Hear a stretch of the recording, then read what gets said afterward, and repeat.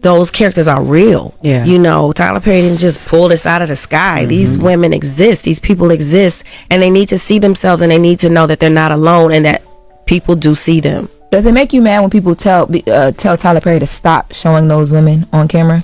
I think that's their own trauma's triggered because in the community, Black community, we don't deal with it. You know what I mean? So if you're forced to look at it often, you will be triggered. So the first thing you're going to want to say is, I don't want to see it. But there are people out there that need to see it. He's forcing real conversations in the community. How do you not fight somebody over Tyler? How do I not? How do you not fight? Because they attack Tyler a lot. Security? No, I mean, not like that. I Not like that. But online, because he does so much for people, and he's so good to, especially our community. And I think a lot of times people don't see that. And even people that he doesn't know, excuse me, he helps so much. He talks to, he guides, he mentors, and you guys are so close. How do you not just say, you know what, sometimes I got to black out on somebody? Because his action speaks louder than the haters. Because this man owns a studio. What you got? Every raise that I've gotten and whenever I'm treated the best in this industry, it's always by him. Every raise that I've gotten has come from a Black man, Tyler Perry. Yeah. He doubled my quote in straw. 4 days of work. Which is so important for when you go on to that next. He understands that. That man has helped. He does so much that we don't even know because he's not even talking about it. Yeah.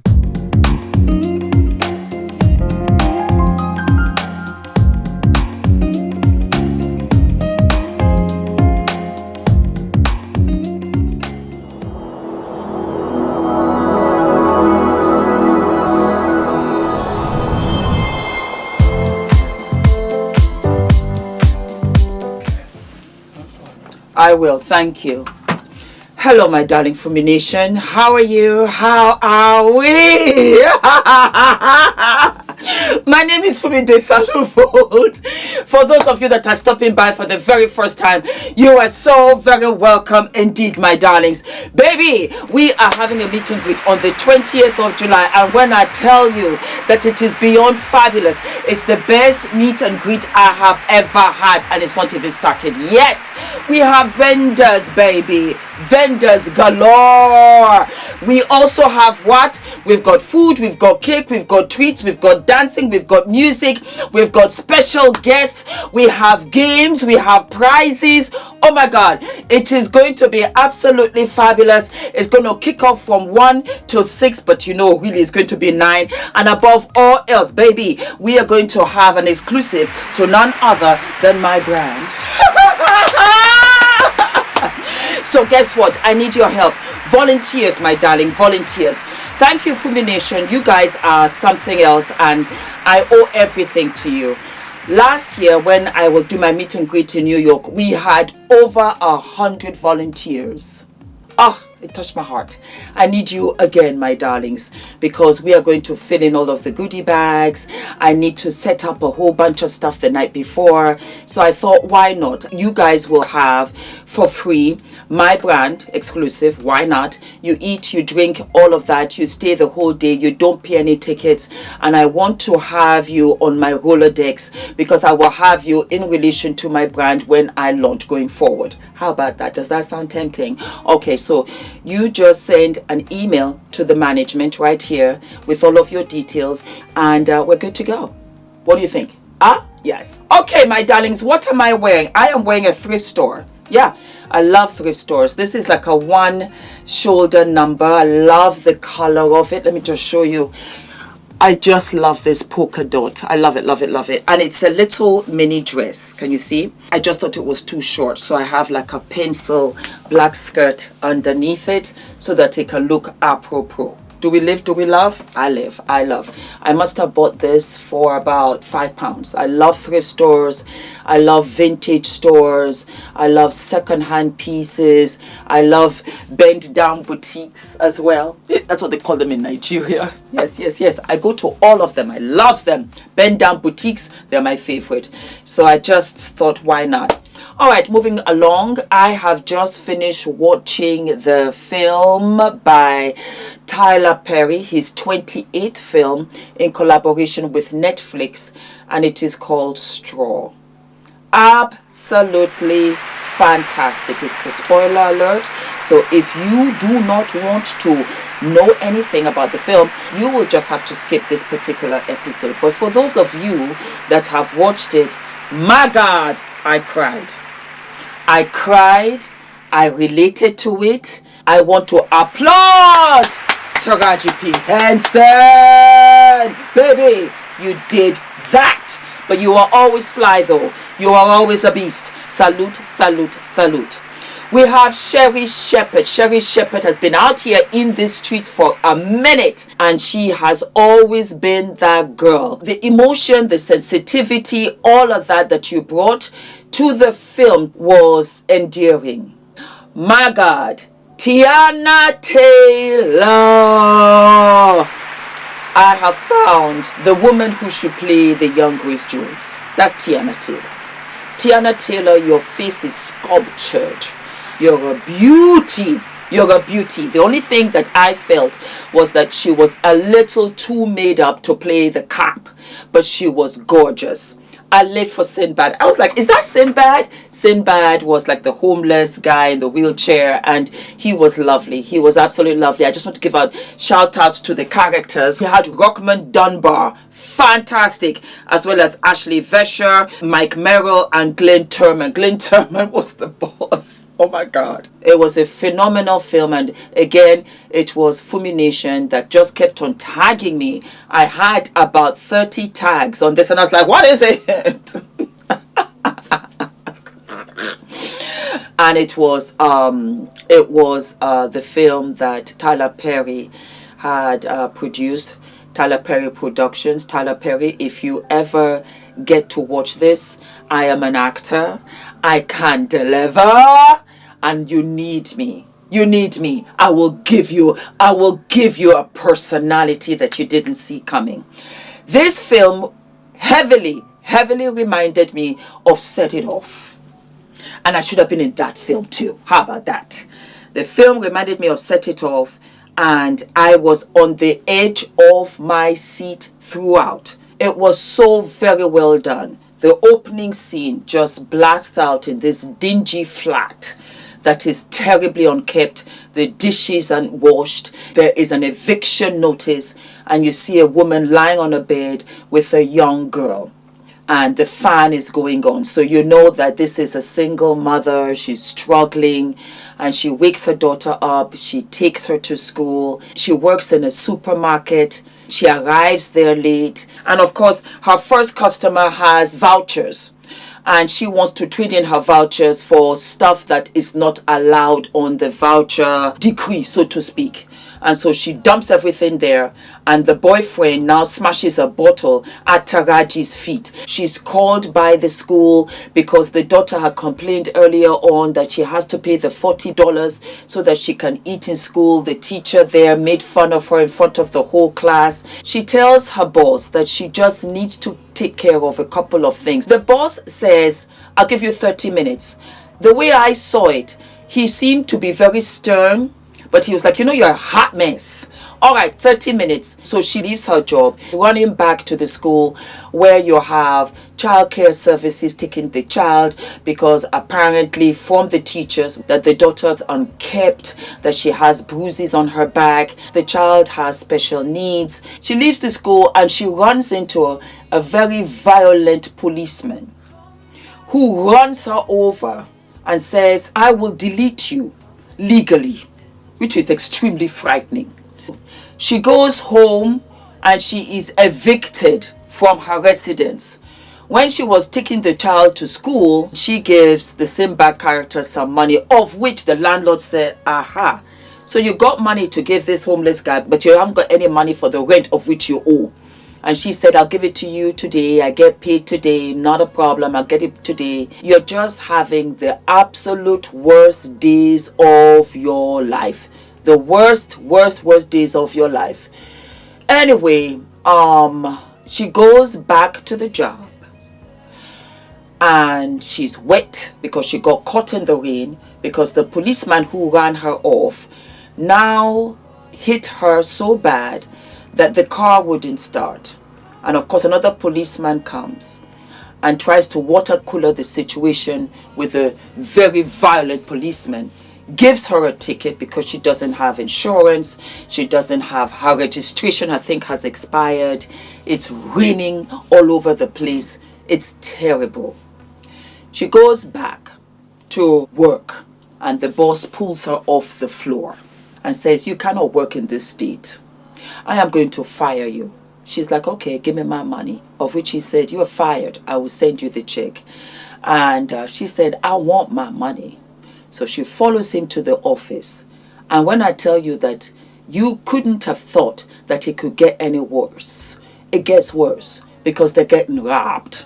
2 guys come from the back and sticks them up with a gun in Taraji's face to tell her, sis, we are standing this up. Taraji, you know, at that point, you're like, not today. Not today. You've been lost your mind. And so he grabbed her backpack. And inside the backpack was her daughter's school project. I think that was what just set her all the way off. They struggled, they tussled back and forth. Somehow she was able to push him, tackle, grab the gun. Before you say whoop whap, boom baya, the gun went off in the direction of the robber and he went down to the ground. The other one said, I could be next, and took off.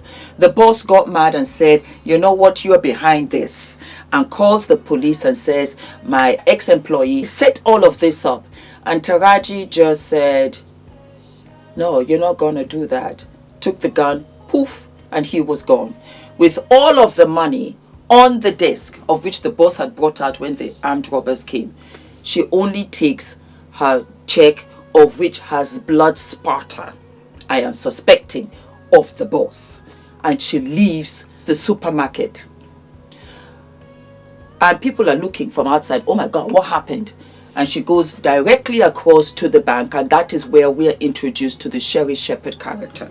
They are closing, and you know how it is at banks. They close the door so that the last customers can be served, but no new customers can come in. You know what I mean? Needless to say, Sherry Shepherd recognized Taraji P. Henson and said, let her in. She goes in, goes to the counter, and then that's where introduced to one of the 2 tellers. And she's like, baby, I know you, but you need ID, of which Taraji doesn't. Taraji is just fed up. She brings out the gun, and I think she did it subconsciously. And she was like, just give me my check. And that's where the whole thing blows up. She calls the alarm. She brings up all of the money. She calls everybody, lets everybody know we are being robbed. And then that is where Sherry Shepherd gets a call because they've let the cops know that, you know what, we are being robbed. They said we're on our way. And who comes in? None other than the most fabulous, most beautiful Tiana Taylor, looking like she just came off of the runway. That's what it just looks like. There was just too much makeup. She should have been watered down because her features alone is just made for sculpture. Yeah. And she's beautiful, and she's all of these wonderful things. And of course they try to negotiate with Taraji. One of the other tellers goes live on YouTube. When I tell you, it's the modern day. And so everybody in the community, and it spreads out to barbershops, to supermarkets, to hairdressing salons, to schools, to universities, Taraji begins to tell her story to Tiana Taylor. How she's been evicted, how her daughter is not well, how her medicine is so expensive, how it's so expensive to be poor, how her boss would not just give her a break and just let her go and see her teachers in school, how she got to the school and they had child services taking away her child. Everything was just against her. Nobody helping her. She works 2 jobs. She doesn't beg. She doesn't steal. She doesn't strip at the club. She's out here. That was my 2 cents. I told you I'm creative. And she just can't catch a break. And Tiana said, I can relate. My mother was a single mom when I was 9 years old. So this right here, we know it. And Taraji said, I'm not coming out here because when the television went up and of course it gathered news, it's a hot story. And in watching the videos from inside the bank, she recognizes the policeman who ran her off the road, suited and booted and deleted up for her to come on out. She said, I'm not coming out because you do that to me. Who will take care of my child? A mother always. And I cried. That was the first set of tears. It was just so moving. Tyler, you did that. You filmed that in 4 days. Salute to you, Tyler. So, you know, they're negotiating, and of course the FBI come in. They're very trigger happy. They have no empathy. They push Tiana to the side. So they were negotiating back and forth, and then Tiana now says, we got the guy who did this to you. She got the policewoman who gave her the ticket and said, tell me who he is and don't play with me today. And she went on and said, okay. So Taraji said, okay, now that you've told me, like we have agreed, I will let the hostages go and I will come out. I think what was really amazing was Sherry Shepherd agreed, as requested, that she would take care of Taraji P. Henson's daughter, and that she would do her best. She would ask her husband. Her husband is sure to say yes, and she will take care of the daughter while she goes to prison, because Taraji P. Henson had really come to terms that that was what it was going to be. And she let the hostages go, the 2 tellers, to go. And there was a twist in it, because before the tellers went, one of the tellers had written on the wall that the so-called bomb that they thought that Taraji had in her bag was her daughter's school project, which swayed it, because Sherry Shepherd had said, maybe you shouldn't tell the cops, because that is going to be your lifeline, literally, in here. But anyway, the tellers were allowed to go, and Sherry Shepherd volunteered to stay. She said, I will see this to the end. And so they left. This was where I screamed. Guys, I didn't see it coming. The mother called. The mother let Taraji know that her daughter had died the night before. Ah! I screamed. And so when this mother said that, it only now explained everything Taraji had gone through. And she was going through a deep, deep grief-induced psychosis. She had lost it. You know, when you see a family and there's a family member that has passed away, and some people don't react. And a good friend of mine, when his sister passed away, he continued that she was still alive. It was so frightening to see, because we knew that when he does get to there, he's going to crash. And yeah, he was hospitalized. He completely became undone. We get to see that everything that happened, I think she just shut down. She just shut down, and she blamed herself after trying so hard. It was the ultimate and the most beautiful sacrifice.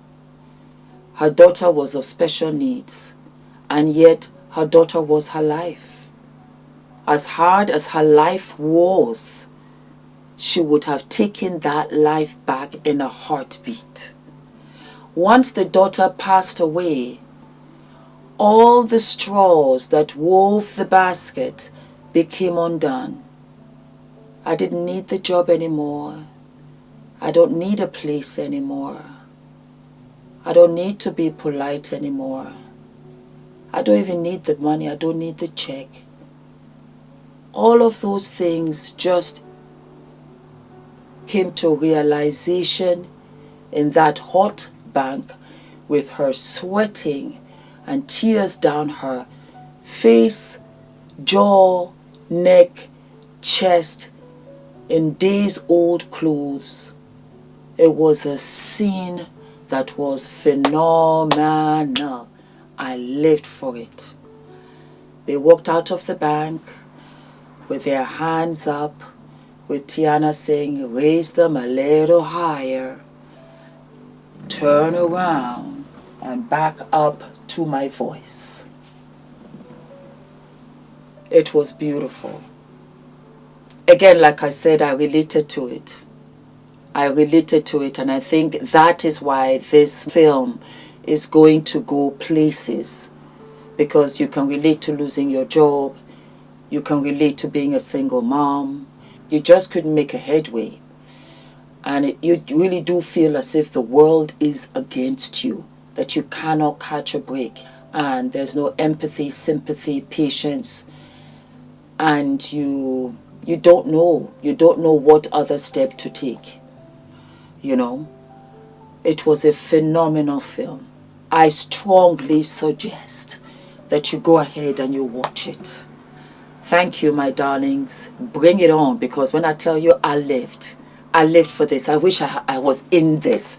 And I think I'm going to speak to my literal agent. I think I really am going to speak to my agent. I'm like, you know what? Get me something.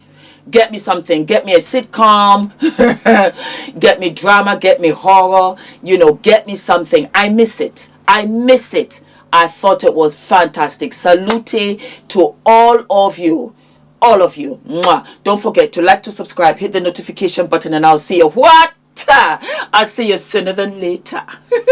Love you. Bye. Mwah.